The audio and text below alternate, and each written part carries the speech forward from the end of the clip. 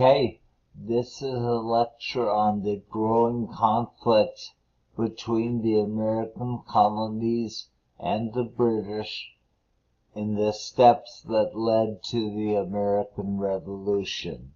I hope I can get this to advance, but there it goes.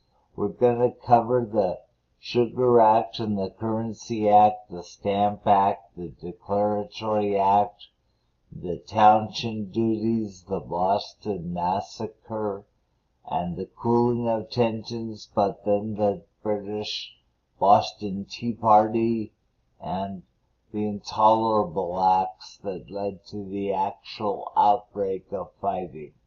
So, I know that all sounds like a lot, and like any war, it was avoidable, but the fears of each side of the worst intentions of the other side led to the war. So, here we go. Now, the Sugar Act and the Currency Act. The Currency Act was just designed to make the taxes be paid in currency that had value, and the Sugar Act was to try to enforce acts which had been on the books for 30 years, but mostly had been ignored. Then they came up with a scheme to pass the Stamp Act, which was an internal act on goods produced by the colonists for colonial consumption, and it was an internal tax. See, colonists might have been willing to pay export taxes you paid at the port on goods that came into the empire, but the idea of Parliament getting their hands into the colonies themselves and then tax them on internal items seemed to them to be a different kind of tax altogether. So it led to mob action, to the Stamp Act Congress, to the Sons of Liberty, and to people resisting the idea of paying the Stamp Act. It led people like Virginius Patrick Henry to say that there could be no taxation without representation. And this became a very popular rallying cry among the colonists. But it kind of failed to take into account the reality of British representation in Parliament. Only about 10% of the British people could vote, so each parliamentary member represented all the people of the British Empire, not just the people that voted for them. So, because so few people were involved in elections, this notion of representation had a different history among the British than it had among Americans who actually were used to voting for their representatives in Congress or in the colonial assemblies. So it was hard for each side to understand the other with these varying practices and theories of representation. I mentioned in the last lecture the small nature of the Stamp Act. It was going to be a significant tax. It would double the rate of taxation, but it was still only 1/5 to 1/13 as much taxation as the average British taxpayer paid. So it really wasn't the amount of the money proposed to be raised. It was the fact of the taxation at all. That was what bothered the Americans. So the acts of the mob that you saw in the film resulted in the Stamp Act being repealed before it ever went into effect, but the Declaratory Act being declared at the same time. They said that they're giving up the Stamp Act, but they assert the right of Parliament to pass it. So, the next year, in 1867, they passed the Townshend duties, a tax on lead, paint, tea, windows, all sorts of things, and the Americans decided to boycott British goods. They signed the non-importation agreements. They formed the Daughters of Liberty, who you see being lampooned in this cartoon, to try to not use any British products and therefore not pay the tax. Troops were sent over to enforce the taxes.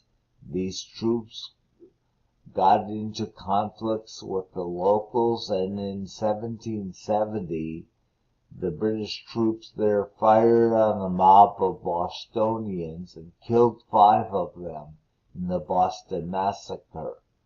This conflict could have been avoided at any point. The British should have just gone back into the customs house and not cared about the mob that was out there, but they overreacted, and this led to violence. So, the British removed the troops from Boston, and a cooling of tensions occurred for the next few years. No one was talking about the taxes, but in 1773, the British East India Company, partially owned by the king, had too much tea. They had to dump it and sell it as cheaply as possible. So they got a monopoly on the tea to send it straight to the Americans without the British London merchants taking a cut.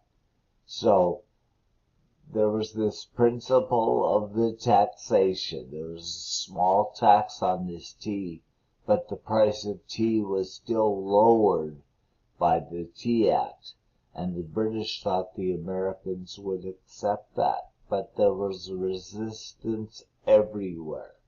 Wherever the tea landed, there was mob violence against paying this tax. The most famous was the Boston Tea Party in December of '73. So, the British got pretty angry at the dumping of the tea, so they passed the Intolerable Acts, the Coercive Acts, which closed the port of Boston until the Americans paid for the tea. It rescinded the government of Massachusetts. It took the charter away. It said that all trials of British soldiers would be in British courts, not in American courts.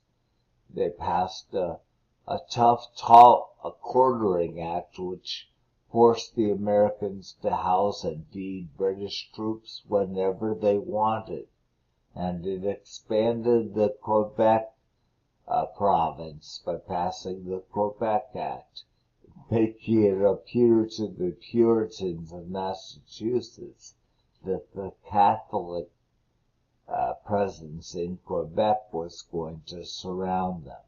So for all those acts, the Americans formed the First Continental Congress, which met in Philadelphia, to try to show to the British that it wasn't just Massachusetts that was against these British acts, but everyone altogether was resisting it.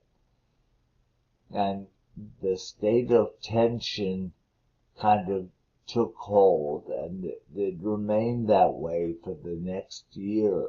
But then, in 1775, having watched various Minutemen and militia formed to resist the British. In April of 1775, the British marched from Boston to Lexington and Concord, and you had the shot heard round the world and the beginning of the American Revolution. This resulted in the British getting to Lexington and Concord, but being picked off by the Americans, who didn't beat them on the open battlefield, but picked them off.